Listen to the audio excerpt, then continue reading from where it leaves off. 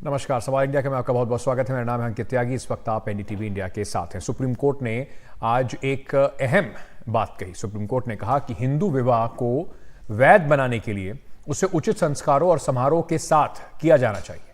अदालत ने यह भी कहा कि पंजीकरण केवल विवाह का प्रमाण है, यह वैधता का प्रमाण नहीं है। सुप्रीम कोर्ट ने कहा कि हिंदू विवाह एक संस्कार है, ना कि सॉन्ग, डांस, वाइनिंग, डाइनिंग का आयोजन। सुप्रीम कोर्ट ने यह भी कहा इस अहम फैसले में कि हिंदू विवाह अधिनियम 1955 के तहत हिंदू विवाह की कानूनी आवश्यकताओं और पवित्रता को स्पष्ट किया है। अदालत ने इस बात पर जोर दिया है कि हिंदू विवाह को वैध होने के लिए इसे सप्तपदी, पवित्र अग्नि के चारों ओर 7 चरण और जैसे संस्कार जो हैं, इन्हें समारोह के साथ किया जाना चाहिए और विवादों के मामले में इन समारोह का प्रमाण आवश्यक होता है।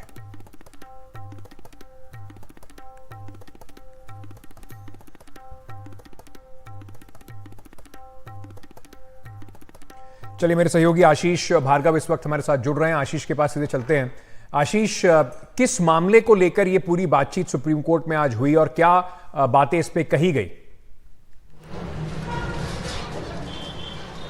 जी देखिए, ये जो फैसला कल आया है और ये एक अहम फैसला है। यहाँ पर एक छोटा सा इशू था ट्रांसफ़र पिटीशन का। मियाँ और बीवी जो है, पति और पत्नी, वो केस को ट्रांसफ़र से करवाना चाहते थे। सुनवाई के दौरान जस्टिस बीवी नागरत्ना की ये बेंच थी। जब ये सब चीज़ें हुई तो बेंच ने पूछा कि आप लोगों ने किस तरीके से शादी की थी, तो ये खुलासा हुआ कि उन्होंने एक पंजीकृत मंदिर में शादी की थी और इसके बाद जो यूपी सरकार से जो शादी का पंजीकरण होता है, रजिस्ट्रेशन, वो सर्टिफिकेट हासिल कर लिया था। लेकिन सुप्रीम कोर्ट ने यहाँ पर एक बहुत सारी टिप्पणियाँ की और बहुत महत्वपूर्ण टिप्पणियाँ की। उन्होंने कहा कि जब तक आप हिंदू विवाह अधिनियम के तहत अगर शादी करते हैं तो आपको विवाह की सारी रस्मों को निभाना होगा।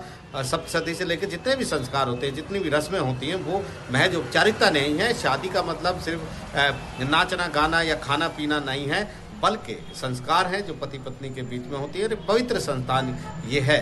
उन्होंने ये भी कहा कि आप अगर किसी तरह पंजीकरण करा लेते हैं और वैध तरीके से शादी नहीं करते हैं, जिनमें संस्कार ये तमाम शामिल हैं, जैसे सप्तऋषि अगर वहाँ पर होते हों, बहुत सारी जगह रस्म होती है 7 फेरों की, अगर वहाँ पर होती हैं, जिसकी जो जैसे रस्में हैं, उस तरीके से अगर आप शादी नहीं करते और पंजीकरण हासिल करते हैं तो भी शादी को वैध नहीं ठहराया जाता सकता। यानी सरकारी सर्टिफिकेट हासिल कर लेना वो प्रूफ नहीं है।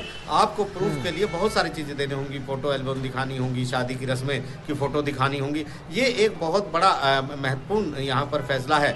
दोनों की शादी को अवैध घोषित कर दिया, यानी तलाक की बात ही खत्म हो गई। जब शादी अवैध है, शादी वैध तरीके से हुई नहीं थी, ये तमाम चीज़ें कह दी हैं।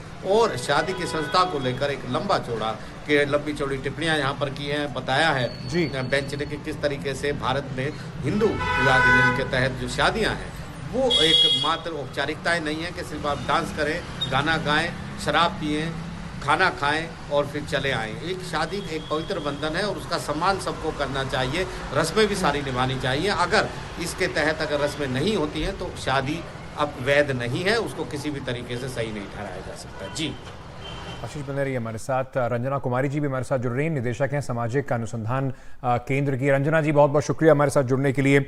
आप किस तरीके से इस फैसले को देखती हैं? एक तो इसका एक धार्मिक एंगल है कि भाई जो रीति रिवाज आपको बताए गए हैं उसके हिसाब से अगर आप नहीं करेंगे तो उसकी वैधता कैसे होगी। दूसरा, सुप्रीम कोर्ट ने जो बातें कही हैं, 2 लोगों की शादी को अवैध बताते हुए उन्होंने कहा है कि तलाक का तो मतलब ही नहीं होता जब आपकी शादी वैध नहीं है। उसको आप किस तरीके से देखती हैं? देखिए, 2 इसमें महत्वपूर्ण मुद्दे हैं जो सुप्रीम कोर्ट ने उठाया है। एक तो जो पारंपरिक शादी का एक है, जो कि ज्यादातर गांव में या छोटे कस्बों में, और एक दूसरा जो मुद्दा इस समय है वो ये है कि जो आज की मॉडर्न वेडिंग या डेस्टिनेशन वेडिंग, या आप कह लीजिए जो आजकल वेडिंग प्लानर्स की वेडिंग होती है, और जिसमें 3 दिन 4 दिन तक तरह तरह की रस्में होती हैं, और वो सब हिस्सा शादी का नहीं है। एक ऑस्टेंटेशियस शादी का हिस्सा तो बिल्कुल ही नहीं है, जो कि हम लोग यहाँ एक कानून भी बना कि शादी में कम से कम खर्च करिए, क्योंकि वो सारा बोझा लड़की वालों के परिवार पर आता है। तो वो एक अलग सारी बहस है। लेकिन ये सुप्रीम कोर्ट ने इस कंफ्यूजन को दूर किया, क्योंकि अक्सर अभी तक ये भी होता था कि भाई अगर आपको शादी को वैलिड बनाना है तो आप रजिस्ट्रेशन करा लीजिए, बिना रजिस्ट्रेशन के कंपल्सरी रजिस्ट्रेशन ऑफ मैरिज, ये बात कही गई थी। और उसमें कहीं भी ये डिटेल नहीं है कि नहीं आपको 7 फेरे ही लेने हैं। मैं तो और थोड़ा गहराई में जाना चाहती हूँ कि भाई इन 7 फेरों का मतलब क्या होता है, आप कितना सब कुछ जिम्मेदारी 7 फेरों के जरिए औरत पे लाते हैं, लड़की पे लाते हैं, और लड़कों की सेवा करेंगी, परिवार की सेवा करेंगी, सारी जिंदगी समर्पित रहेंगी। पर लड़कों के प्रति सप्तपदी में कोई ऐसा नहीं है। मेरी तो पूरी किताब मैंने इस विषय पर लिखी है, जब मैंने लिखा था कि brides are not for burning. तो ये जो सारी चीजें इस समय सुप्रीम कोर्ट कह रहा है, तो एक तरह से हमें कहीं ना कहीं फिर वो सब कुछ स्वीकार करने के लिए कह रहा है, जिससे कि धीरे धीरे करके समाज काफी आगे चला गया है।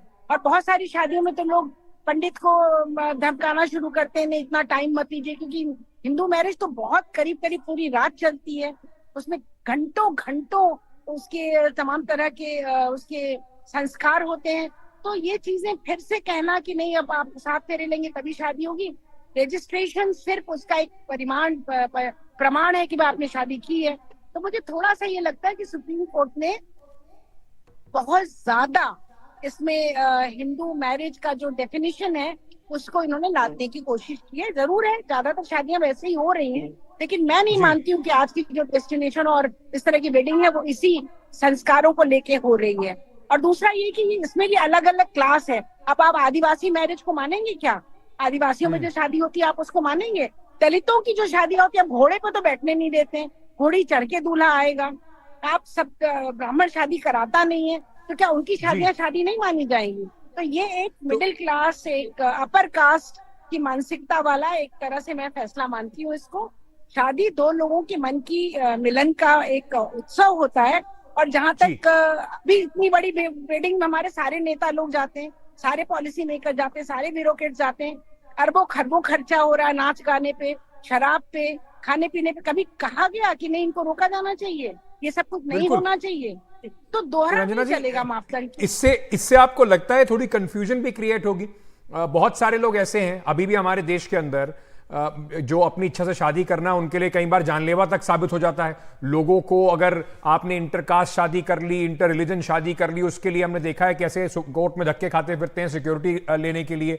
और उनके लिए एक बड़ा मुद्दा यह होता है कि अगर आपके पास सर्टिफिकेट ऑफ मैरिज हो जाएगा तो कम से कम आप कहीं जाकर कह पाएंगे कि देखिए हमारी तो शादी वैध है। तो क्या कहीं कंफ्यूजन क्रिएट होगा? कुछ लोग जो कोर्ट मैरिज करते हैं या इस तरीके से जो शादियां होती हैं, उसमें क्या कहीं आपको लगता है इस फैसले के बाद कुछ कंफ्यूजन क्रिएट होगा, खासतौर से हिंदुओं में? बिल्कुल अंकित, मैं बिल्कुल मानती हूँ कि तमाम शादियां मैंने स्वयं कराई हैं जो कि अंतर जाति विवाह हैं। बच्चे भाग के आए हैं, उनके पीछे पीछे लोग आए हैं जो उनको मारना चाहते थे, यही हौसखास थाने में आके छुपे थे वो, और हम लोगों ने फिर जाके उनको निकाला, फिर बाद में उनकी शादी करवाई। फिर इंटर रिलीजियस मैरिजेस, अगर इंटर रिलीजियस मैरिजेस रजिस्टर हो रही है उसमें कहाँ 7 फेरे आप करवाएंगे? कोई उनकी शादी करने के लिए तैयार नहीं है, माँ बाप जिम्मेदारी लेने के लिए तैयार नहीं है। ऐसे में क्या लड़के लड़कियां क्या करेंगे? क्या वो अपनी इच्छा से, स्वेच्छा से अगर किसी पार्टनर को, लाइफ पार्टनर को चुनते हैं और फिर वो शादी करके उसका रजिस्ट्रेशन करा के मान लेते हैं कि शादी हो गई है, तो क्या वो शादी वैध नहीं है? तो ये चीजें, अब वो जो लोग फ्रॉड कर रहे हैं वो अलग बात है। जो लोग सिर्फ विदेश जाने के लिए शादी कर ले रहे हैं, सिर्फ एक सर्टिफिकेट कर ले, तो आप उनकी इंक्वायरी कराइए, उनकी जांच कराइए। पर ये जो कहना कि नहीं हिंदू संस्कार से सप्तपदी नहीं होगी तब तो शादी वैध नहीं मानी जाएगी, क्या मतलब है? अलग अलग तरह की शादियां, अलग अलग तरह के रीति रिवाज हैं लोगों के बीच में। अब ये 5 दिन 4 दिन आप अगर मेहंदी से लेके, हल्दी से लेके, और नहीं पैसा है, नहीं आप कर सकते, नहीं तो हमने ऐसे भी विवाह देखे जिसमें कि 7 लोग आए और वो लोग आर्य समाज मंदिर में चले गए और वहां जाके शादी कर दी। कुछ आपस में गए और उन्होंने रजिस्ट्रेशन करा लिया, सबूत दोनों तरफ से आ गए। कितनी शादियों में हम स्वयं सबूत बन के गए हुए, तो क्या वो शादियां अवैध हो गई हैं? तो मुझे लगता है कि इससे एक नए तरह का कंफ्यूजन फैला है, और ना ही रोक पा रहे हैं शादी विवाह में खर्च। हजारों हजारों करोड़ खर्च हो रहा है शादी में। क्या सुप्रीम कोर्ट उन चीजों को नहीं देख रहा है? क्या सुप्रीम कोर्ट ने सुओ मोटो एक्शन लिया कि नहीं ऐसी शादियों को नहीं स्वीकार किया जाना चाहिए जिसमें किस तरह से पैसा बहाया जा रहा है? और अक्सर अपर कास्ट की और खास तौर से पॉलिटिकल क्लास की, ब्यूरोक्रेसी की, बिजनेस क्लास की शादियां तो इस तरह की हो ही रही हैं। उन पर क्यों नहीं रोक लगाते? उनको क्यों नहीं कहते हैं कि ये इतना बड़ा बड़ा दहेज मत दो? सबसे पहले आप शादी विवाह में जाओ तो सबसे पहले एक बड़ी गाड़ी खड़ी मिलेगी आपको। हो सकता है बेंटली भी हो सकता है कि ऑडी भी हो, जो भी गाड़ी हो, बड़ी बड़ी गाड़ियां खड़ी मिलती है। तो क्या है भैया, ये तो दे रहे हैं, शादी में दे रहे हैं, दूल्हा को दे रहे हैं, तो मतलब क्या इन सब चीजों का? तो ये दोहरा मानदंड नहीं चलेगा। आप ये किसी पर नहीं थोप सकते हैं कि जब तक तुम साथ फेरे नहीं लोगे तब तक शादी माने नहीं मानी जाएगी। सैक्रोसेंट है मैरिज, स्वीकार कर बिल्कुल। सकती हूँ। भाई आप इतना सोच समझ के शादी करिए कि शादी चले। रंजना जी, बहुत बहुत शुक्रिया हमारे साथ जुड़ने के लिए। काफ़ी स्पष्टता से अपनी बात को इस पूरे फैसले पर रखने के लिए। ये काफ़ी सारी बातें इस पर होती रही हैं, इस पर चर्चा ज़रूर होती रहनी चाहिए। अब सुप्रीम कोर्ट ने जो कहा है उस पर एक नई डिबेट ज़रूर शुरू हो गई है। इस वक्त एक ब्रेकिंग न्यूज आ रही है। सलमान खान फायरिंग केस के आरोपी ने जो मुंबई पुलिस के लॉकअप में खुदकुशी के अटेम्प्ट किया था, बताया जा रहा है कि अनुज थापन की मौत हो गई है। अनुज थापन को अस्पताल ने मृत घोषित कर दिया गया है। उसका पोस्टमार्टम जेजे अस्पताल में हो रहा है और ये इस वक्त एक बड़ी खबर आ रही है, क्योंकि इस पर कई सवाल जो हैं अब मुंबई पुलिस के ऊपर उठेंगे। मेरे सहयोगी सुनील इस वक्त हमारे साथ जुड़ रहे हैं। सुनील, और क्या जानकारी इस वक्त आ रही है? मुंबई पुलिस क्या बता रही है इस पूरे केस में? किस तरीके से इस व्यक्ति की मौत हो गई और पुलिस कस्टडी में मौत हुई है, तो अब आगे क्या जांच होगी? अंकित, देखिए, सबसे पहले तो मैं आपको बता दूं कि मैं मुंबई क्राइम ब्रांच में हूं और आपको लॉकअप थोड़ा सा दूर से दिखा देता हूं जहां पर कि दोनों को कैद किया गया था। ये देखिए, ये सामने, ये मुंबई क्राइम ब्रांच में, ये मुंबई क्राइम ब्रांच का लॉकअप है, जिसमें ऊपरी जो पहली मंजिल है उस पहली मंजिल पर रखा गया था, जिसमें जो 3 आरोपी थे सलमान फायरिंग केस के, जिसमें विकी गुप्ता भी है, सागर पाल और अनुज थापन। चौथा जो आरोपी है, चूंकि उसको बहुत ही गंभीर एक बीमारी है, इसीलिए उसको जेल हिरासत में भेज दिया गया है। तो इसी लॉकअप में तीनों को रखा गया था। और आज जो जानकारी मिल रही है कि 11 बजे के करीब जो अनुज थापन है वो बाथरूम में गया, अपने साथ वो दरी भी ले गया जो बिछाने के लिए उसको दिया गया था, और उसी से उसने खुदकुशी, फांसी का फंदा बना के खुदकुशी लगा ली है, ये जानकारी मिली है। पुलिस ने अदकी तौर पर इस बात की पुष्टि कर दी है कि उसने खुदकुशी की कोशिश की थी और उसे अस्पताल ले जाया गया था। तुरंत जैसे ही पुलिस को सूचना मिली, यहाँ से उसे ले जाया गया। बगल में ही एक जीटी अस्पताल है, उस जीटी अस्पताल में एडमिट किया गया, लेकिन उसकी वहाँ पर मौत हो चुकी है। अब जो है कि उसका शरीर जो है, शव जो है, वो ले जाया जाएगा जेजे अस्पताल में, क्योंकि इस तरह के जो मामले हैं उनका पोस्टमार्टम जो है वो जेजे अस्पताल में होता है। तो वहाँ से पोस्टमार्टम किया जाएगा, जिसके लिए अब डॉक्टरों का पैनल बैठेगा, वीडियो रिकॉर्डिंग होगी, सब कुछ पता किया जाएगा ताकि दूसरी बात है कि अब चूंकि ये जो मौत हुई है वो पुलिस कस्टडी में हुई है, इसके लिए इसके मजिस्ट्रेटियल जो है जांच होगी और वो जांच करके इस पूरे मामले को तहकीकात में जाएंगी आखिर कहाँ से हुई। लेकिन सवाल, जैसा कि आपने बताया, कि 2 चीज़ें हैं। आखिर पुलिस लॉकअप में रहते हुए, पुलिस लॉकअप में है यानी कि पुलिस के वहाँ गार्ड भी रहते हैं, निगरानी भी रहती है, सीसीटीवी भी उसके अंदर होगी, तो फिर ये अनुज ने कैसे अंदर चादर लेके गया या जो दरी बताई जा रही है वो लेकर गया, तो कैसे उसको जाने दिया गया और किसी का ध्यान उस पर क्यों नहीं गया? और दूसरी बात है कि उसने खुदकुशी क्यों की, ये भी एक सवाल उठेगा। और तीसरा जो सबसे अहम है कि ये जो आरोपी है, ये आरोपी जो था सीधे लॉरेंस बिश्नोई गैंग से कनेक्टेड था। इसके खिलाफ 3 मामले भी दर्ज थे, जिसमें हत्या का कोशिश और जबरन वसूली का मामला भी दर्ज था। और इसके जरिए पुलिस को उस लॉरेंस बिश्नोई तक पहुंचने और लॉरेंस बिश्नोई गैंग तक पहुंचने में बहुत मदद मिल सकती थी, लेकिन वो कड़ी कहीं ना कहीं टूट गई है, जो एक बहुत बड़ा झटका है जांच एजेंसी को।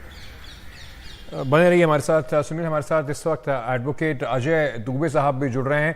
दुबे जी, सबसे पहले मैं आपसे समझना चाहूंगा, कितनी गंभीर बात है ये कि पुलिस के लॉकअप में जिस एक्यूज की कस्टडी आपको मिली हुई हो, उसकी वो इस तरह से खुदकुशी कर ले। क्या इसके ऊपर अब कार्रवाई आगे होगी? दुबे साहब, क्या आप मुझे सुन सकते हैं? मुझे लगता है कि वो संपर्क हमारे साथ शायद टूट गया है। कोशिश जी, दुबे साहब हमें सुन पा रहे हैं आप? हाँ, सुन पा रहा हूं सर। मैं सबसे पहले आपसे यही पूछना चाहूंगा, कितनी गंभीर बात है कि पुलिस के लॉकअप में पूछताछ के लिए जिस आरोपी को रखा गया था उसकी इस तरीके से खुदकुशी से मौत हो जाती है। क्या मुंबई पुलिस की इस पर जिम्मेदारी बनती है? इस पर आगे क्या एक्शन हो सकता है? सर, मुंबई पुलिस की जवाबदारी ऐसा है कि अब कस्टडी के अंदर थे, अब वो तो इन्वेस्टिगेशन का पार्ट है, मैजिस्ट्रेट इंक्वायरी होगी, उससे मालूम पड़ जाएगा अब किसकी गलती है किसकी गलती नहीं है। अब तो इन्वेस्टिगेशन में क्लियर आएगा सारी चीजें। बाकी काफी गंभीर बात है ये। नहीं तो इस पर अब एक्शन क्या हो सकता है? मुझे बताया गया है कि इस पर 302 का मुकदमा लगाया जाएगा। जिन लोगों को कस्टडी मिली थी, जो वहां पर जांच के अधिकारी थे, सुरक्षा में लगे हुए थे, उन सबसे इस पर मामला दर्ज होगा उनके ऊपर? नहीं, मामला एक्चुअली इनिशियली इंक्वायरी होगी, उनके पर मामला दर्ज तो नहीं होगा। रीजन ऐसा है कि अब क्या रीजन था कस्टोडियल डेथ का वो देखना पड़ेगा, क्योंकि काफी ऐसे पहले भी केसेस आ चुके हैं मुंबई में कस्टोडियल डेथ के। तो उसके अंदर इन्वेस्टिगेशन पार्ट में इनिशियली लगता है कि किस तरीके से उसको कैसा प्रोवाइड हुआ, क्या चीज मिला, किस तरीके से हुआ। तो डेथ का रीजन एग्जैक्टली मेडिकल रिपोर्ट के बाद में फिर जब पुलिस की इन्वेस्टिगेशन में आएगा, जो स्पेशल एसआईटी और मैजिस्ट्रेट के अंदर होगा, तो उससे सब मालूम पड़ेगा। बहुत बहुत शुक्रिया सर हमारे साथ जुड़ने के लिए। सुनील, आपका भी बहुत बहुत धन्यवाद हमारे साथ जुड़ने के लिए, सारी जानकारी हमारे दर्शकों को देने के लिए। एक छोटा सा ब्रेक ले रहे हैं, ब्रेक के बाद वापस आ रहे हैं, बने रहिए हमारे साथ। हेलो मोटो। दिल्ली हाईकोर्ट ने एक अहम फैसले में कहा है कि निजी स्कूलों में दाखिले के लिए तीसरे बच्चे को कोई लाभ नहीं दिया जा सकता। जो एक सिबलिंग का होने का आपको एक थोड़ा लाभ मिलता है कुछ पॉइंट सिस्टम में, वो तीसरे बच्चे को नहीं मिलेगा। फिलहाल अगर कोई बच्चा किसी निजी स्कूल में पढ़ रहा है तो उसे स्कूल में उसके भाई और बहनों को दाखिले में कुछ फायदा मिलता है।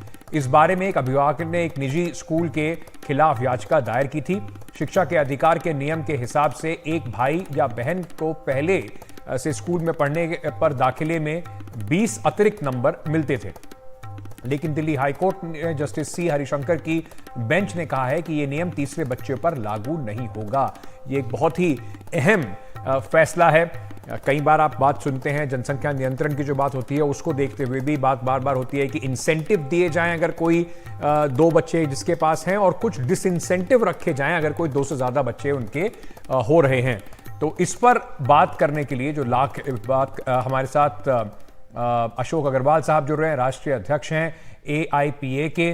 हमारे साथ होने का मल्होत्रा निदेशक हैं कालका जी पब्लिक स्कूल की, वो भी जुड़ेंगे थोड़ी देर में। लेकिन अशोक जी, सबसे पहले मैं आपसे पूछना चाहूंगा सर, इसको क्या डिसइंसेंटिव के तौर पर देखा जाए, पॉपुलेशन कंट्रोल के तौर पर देखा जाए, किस तरीके से आप इस पूरे फैसले को देखते हैं? नहीं, देखिए, इस तरीके का जो भी क्राइटेरिया है ना, वो टोटली आर्बिट्रेरी है। मतलब आप एक बच्चे को बेनिफिट देंगे सिबलिंग का, अगर दूसरा बच्चा मांगेगा सिबलिंग का बेनिफिट तो आप नहीं देंगे। ये कहाँ से आप ले आए हैं? तो ये आर्बिट्रेरी है, कहीं से कोई सपोर्ट नहीं है इसको लॉ की। दूसरी बात ये है कि जो राइट टू एजुकेशन एक्ट है उसकी जो स्पिरिट है उसके खिलाफ जाता है ये, क्योंकि राइट टू एजुकेशन एक्ट कहता है कि सारे बच्चों को आप एप्लीकेशन ले लीजिए और लॉटरी से निकाल दीजिए। उसमें कोई इस तरीके का है ही नहीं। ये जो है ये स्क्रीनिंग प्रोसीजर है एक्चुअली में, जो प्रोहिबिटेड है अंडर लॉ। सिर्फ और राइट टू एजुकेशन एक्ट के अंदर सिर्फ प्रोहिबिटेड ही नहीं है, वो ऑफेंस मान के उस पर जुर्माना भी है। लेकिन अनफॉर्चुनेटली क्या है कि जो राइट टू एजुकेशन एक्ट है वो क्लास 1 to 8 लगता है, और ये जो एडमिशन है वो क्लास 1 से नीचे की है। तो इसका जो क्राइटेरिया बनाते हैं आज की तारीख में, ये स्कूल बनाते हैं अपने आप, लेकिन स्कूल भी कोई ऐसे अनकॉन्स्टिट्यूशनल क्राइटेरिया थोड़ी डाल सकते हैं, आर्बिट्रेरी क्राइटेरिया थोड़ी डाल सकते हैं। कहाँ से लिया है? इसको एक लीगल सपोर्ट चाहिए। लीगल सपोर्ट कहीं नहीं है इनको। दूसरी बात ये है कि दिल्ली सरकार, ये जो हो रहा है, दिल्ली सरकार इसके लिए जिम्मेदार है, क्योंकि दिल्ली सरकार ने 2015 में एक कानून बनाया और उसमें ये था कि नर्सरी एडमिशन के अंदर भी स्क्रीनिंग प्रोसीजर जो है वो प्रोहिबिट किएंगे। 2015 में लॉ बनाया और लॉ बना के उन्होंने सेंट्रल गवर्नमेंट भेज दिया। तो 2015 से अभी तक यही नहीं पता उस लॉ का हुआ क्या। अगर वो लॉ आ जाता तो ये क्राइटेरिया पूरा उड़ जाता, टोटल उड़ जाता। प्राइवेट स्कूल को लेकिन आपको लगता है कि इस फैसले का अब उदाहरण देकर स्कूल जो हैं वो इसको इम्प्लीमेंट कर पाएंगे? कई ऐसे केसेस होंगे तीसरे बच्चे को लेकर जिसको इस फैसले का उदाहरण देकर अब उनको ये बेनिफिट नहीं मिल पाएगा? नहीं, हमारे स्कूल वाले तो बड़े महारत है ना, वो कहते हैं कि नॉन वेजिटेरियन है, वेजिटेरियन है, इसके भी पॉइंट होते हैं, वो तो कुछ भी डाल देते हैं ऐसे करके। तो ये एक्चुअली में ये जो क्राइटेरिया है, इसको पिटिशनर ने चैलेंज नहीं किया, इसकी वैलिडिटी को चैलेंज नहीं किया। इसकी वैलिडिटी को चैलेंज करना चाहिए था पिटिशनर को कि ये बिल्कुल एक मिनट मेरे साथ बने रहिए। हमारे साथ मोनिका मल्होत्रा जी जुड़ रही हैं, निदेशक है कालका जी पब्लिक स्कूल की। मैम, आप इस फैसले को किस तरह से देखती हैं? अशोक जी कह रहे थे कि देखिए ये बहुत आर्बिट्ररी है, कुछ भी स्कूल्स जो हैं वो क्राइटेरिया बना देते हैं, उसका कोई लीगल बेसिस नहीं है। ऐसा नहीं है, पॉइंटर्स दिए गए थे, पॉइंटर्स हैं कि आप ये पैरामीटर्स के आधार पे ही बेसिक क्राइटेरिया बना सकते हैं। मोटा मोटा आपको एक स्केच दिया हुआ है और उस स्केच से सब बनाते हैं। देखिए, हमारे स्कूल में सिबलिंग्स बहुत आते हैं, हम तो देते हैं पॉइंट्स सिबलिंग को, कोई स्कूल नहीं देता। तो each one to his own criteria. Now the question is, sir, कि the third child तो उसमें लिमिटेशन है, बट सेकंड चाइल्ड में तो कोई लिमिटेशन नहीं है ना sir. So I think as far I am concerned, let's say मैं अपनी बात करूं, मेरे पॉइंटर्स अभी भी वो रहेंगे, मैं सेकंड चाइल्ड तक फिर भी बेनिफिट दूंगी, थर्ड में नहीं मिलेगा। होता ये है कि बाकी बच्चे भी तो, उनका भी तो राइट है ना। अगर राइट टू एजुकेशन एक फैमिली का है तो राइट टू एजुकेशन और फैमिलीज के भी तो है। तो डिस्पैरिटी क्यों प्रिविलेज एक फैमिली को मिले दूसरे को ना मिले? तो कई स्कूल इसको रखते ही नहीं, पॉइंटर्स रखते ही नहीं किसी स्कूल ने। उनका जैसे आपने कहा कि to each their own, schools अपने हिसाब से एक ब्रॉड पैरामीटर दिए गए हैं, उसके हिसाब से उसको चुनकर अपना बना लेते हैं। तो आपको नहीं लगता इससे थोड़ा कंफ्यूजन और फैलता है? एक यूनिफॉर्म पॉलिसी कम से कम एक स्टेट के अंदर होनी चाहिए कि इन पैरामीटर्स पर आप जज कर सकते हैं, इन पर नहीं कर सकते। नहीं अंकित, हर स्कूल की अपने एक डोमेन होता है, हर स्कूल का अपना एक डायनामिक्स होता है, और ईच वन टू ओन कह रही हूँ क्योंकि देखिए सहूलियत स्कूल पेरेंट्स ने करता है, किसी स्कूल को कुछ सूट करता है जो पेरेंट्स को बेनिफिट देगा, किसी को कुछ और। जैसे डिस्टेंस क्राइटेरिया नहीं है, मतलब फॉर एग्जांपल किसी का 6 किलोमीटर्स है, so it all depends on the radius, it all depends the school की डायनामिक्स पे। जैसे मुझे पता है कि मेरे सिबलिंग्स का बहुत डिमांड आती है, they want to come in the same school, so और किसी स्कूलों को लगता है कि नहीं। सबसे पहले क्या आप तीसरे अगर कोई सिबलिंग होता था उसको आप कोई डिसएडवांटेज होती थी, या उनको भी वही क्राइटेरिया मिलता था या वही एडवांटेज मिलती थी जो सेकंड सिबलिंग को मिल रही है आपके स्कूल में? एडवांटेज मिलता था, 20 मार्क्स, कोई 10 पॉइंटर्स देते थे। देखिए अंकित जी, मैं फिर रिपीट कर रही हूँ, कोई स्कूल गर्ल चाइल्ड को प्रेफरेंस देता है 5 marks, somebody has some other criteria of 10 marks, so 100 marks का पैरामीटर होता है, उसके आधार पे ही तो आप फिर शॉर्ट लिस्ट कर पाएंगे ना। मोर देन 2000-3000 एप्लीकेशंस आती है और सीट्स होती हैं कम, आप फिर कैसे डिवाइड करेंगे?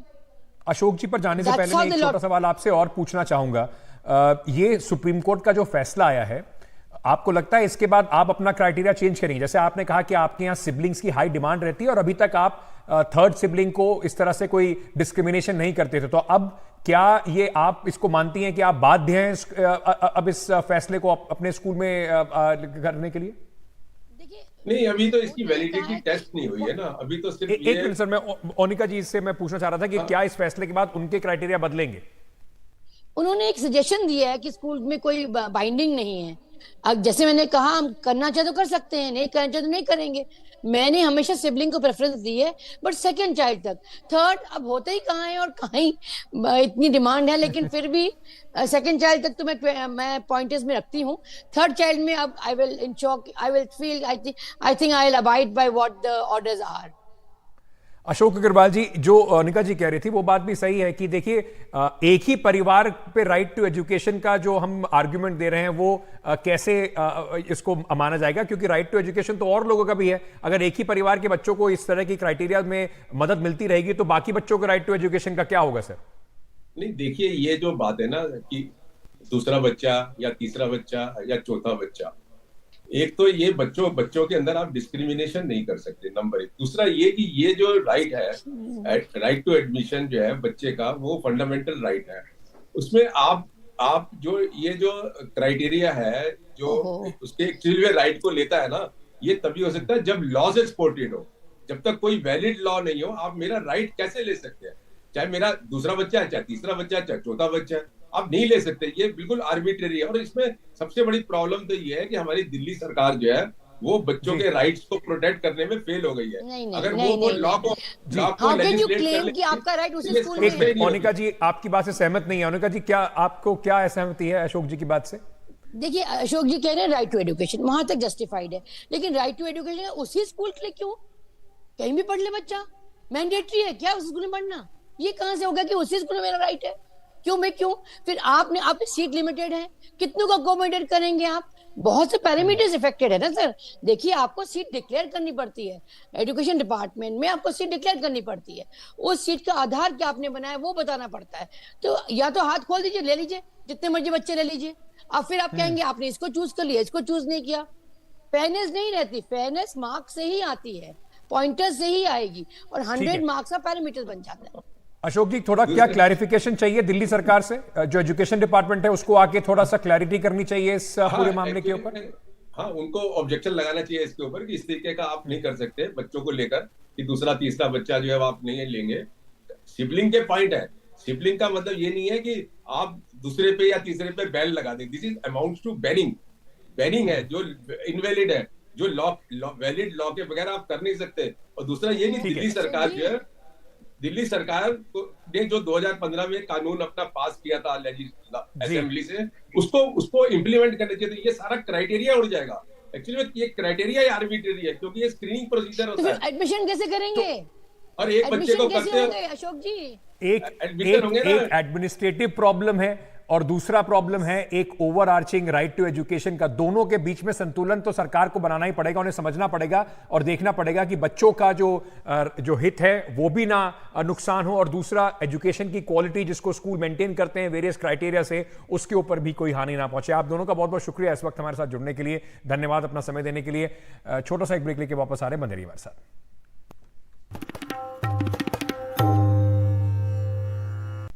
दिल्ली एनसीआर के स्कूलों में बम रखे जाने की ईमेल के बाद सभी स्कूलों की जांच की गई। दिल्ली पुलिस के सूत्रों ने बताया कि यह मामला पूरी तरह से फर्जी है और पुलिस ने इसे हॉक्स कॉल करार दिया है। अब दिल्ली पुलिस आरोपियों की पहचान करने में जुटी है। दिल्ली पुलिस की जांच में जिन स्कूलों को ईमेल मिल रहा था उसमें कुछ भी संदिग्ध नहीं मिला है। आज दिल्ली एनसीआर के करीब 100 से ज्यादा स्कूलों में बम रखे जाने की ईमेल भेजा गया था। जांच में ईमेल का आईपी एड्रेस रूस का निकला है, जिसकी जांच के लिए पुलिस इंटरपोल की मदद ले रही है। सूत्रों के हवाले से खबर आ रही है कि मामले में पाकिस्तान और आईएसआईएस कनेक्शन की जांच भी की जा रही है। जांच एजेंसियों को शक है कि आईएसआई के इशारे पर आईएसआईएस का हाथ हो सकता है। उधर गृह मंत्रालय ने कहा है कि घबराने की कोई आवश्यकता नहीं है। मेरे सहयोगी मुकेश सिंह सेंगर इस वक्त हमारे साथ जुड़ रहे हैं। मुकेश, ये बड़ा एक सुबह लोगों के लिए बड़ी परेशानी वाला सबब था। सब बच्चे उस वक्त स्कूल में मौजूद थे। कितने स्कूलों में दिल्ली पुलिस जांच कर पाई और अब पूरी इन्वेस्टिगेशन अभी किस ओर इशारा कर रही है? देखिए, अब तक की जानकारी के मुताबिक करीब दिल्ली और एनसीआर के करीब 120 स्कूलों से पीसीआर कॉल्स आई हैं, जिसमें कहा गया कि स्कूल को एक मेल मिला है और मेल में स्कूल में बम रखने की बात कही गई है। उसके बाद तमाम स्कूलों में दिल्ली पुलिस ने सर्च ऑपरेशन किया। दिल्ली के अलावा नोएडा, गाजियाबाद, गुरुग्राम, इन तमाम जगहों पर जो नामी स्कूल हैं, यहाँ तक कि जो चाणक्यपुरी में अमेरिकन स्कूल है, उस स्कूल में भी जो है सर्च ऑपरेशन किया गया था, लेकिन किसी भी स्कूल से कोई संदिग्ध सामान नहीं मिला है। यानी कि जो सभी कॉल्स हैं उनको अब हॉक्स डिक्लेयर कर दिया गया है, झूठी कॉल जो हैं वो हैं। और अब दिल्ली पुलिस का फोकस ये है कि इस मामले में जो शख्स ईमेल भेजने वाला है या जो संगठन इसके पीछे है उसकी जांच की जाए। तो अब तक की जांच में साफ हुआ है कि जिस आईपी एड्रेस से ये मेल आया है वो आईपी एड्रेस रसिया, रूस का है। और यह ऐसा पॉसिबल हो सकता है कि किसी ने भारत में बैठकर रूस के आईपी एड्रेस के जरिए जो है यहाँ पर मेल किया हो, ये भी पॉसिबल हो सकता है। लेकिन जिस तरह के वर्ड्स हैं इस मेल में, 2 पन्ने का ये मेल है, 2 पेज का मेल है, इसमें कई उर्दू वर्ड लिखे हुए हैं, जिसमें एक वर्ड है सलील अल सबरहिम। तो ये जो वर्ड है ये एक अरेबिक वर्ड है और ये जो है आईएसआईएस 2014 से अपना प्रोपोगेंडा फैलाने के लिए इस वर्ड का इस्तेमाल कर रहा है। और इसका ये भी मतलब होता है क्लैश ऑफ सोर्ट्स, इसका ये भी मतलब होता है। तो दिल्ली पुलिस इस एंगल से जांच कर रही है कि कहीं ये मेल भेजने के पीछे कहीं आईएसआईएस का हाथ ना हो और ये सारा काम पाकिस्तानी खुफिया एजेंसी आईएसआई के इशारे पर किया जा रहा हो। तो उस एंगल से भी इस पूरे मामले की जांच कर रही है दिल्ली पुलिस की स्पेशल सेल की टीमें और साइबर सेल की टीमें इस पूरे मामले की जांच में लगी हुई हैं। और जो ये मेल भेजने वाला शख्स है उसकी पहचान करने की कोशिश की जा रही है। हालांकि इसके पहले भी कई बार स्कूलों को मेल आए हैं, लेकिन कई बार मेल भेजने वाले जो स्कूली बच्चे हैं वही निकले हैं। लेकिन इस बार ये पहली बार ऐसा हुआ है कि दिल्ली के करीब 100 से ज़्यादा स्कूलों में एक साथ धमकी भरे मेल आए हों और कहा गया हो कि स्कूल के अंदर विस्फोटक रखा है, जिससे कि तमाम स्कूलों में पैनिक फैल गया। तो इससे ऐसा लगता है कि एक तरह से जो साइबर वॉर है वो लड़ने की कोशिश की जा रही है और हो सकता है कि इसके पीछे कोई आतंकवादी संगठन हो। तो उस एंगल से भी जो जांच एजेंसियां हैं वो जांच कर रही हैं। मुकेश, बहुत बहुत शुक्रिया हमारे साथ जुड़ने के लिए। छोटा सा एक ब्रेक ले रहे हैं। उत्तर प्रदेश के मुख्यमंत्री योगी आदित्यनाथ ने आज महाराष्ट्र के सोलापुर में जनसभा को संबोधित करते हुए कांग्रेस पार्टी पर निशाना साधा। उन्होंने कहा कि कांग्रेस का घोषणा पत्र इस बात की पुष्टि करता है कि यूपीए सरकार के समय कांग्रेस ने एक कमेटी बनाई थी और कमेटी ने कहा था कि पिछड़ी जाति को मिलने वाला 27% आरक्षण में से मुसलमानों को आरक्षण देना चाहिए।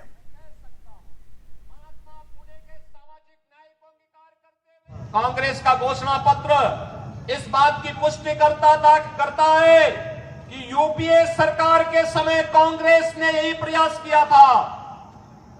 उस समय उसने जस्टिस रंगनाथ मिश्रा के नेतृत्व में एक कमेटी बनाई थी और कमेटी ने कहा था कि पिछड़ी जाति के लोगों को मिलने वाले 27% आरक्षण में से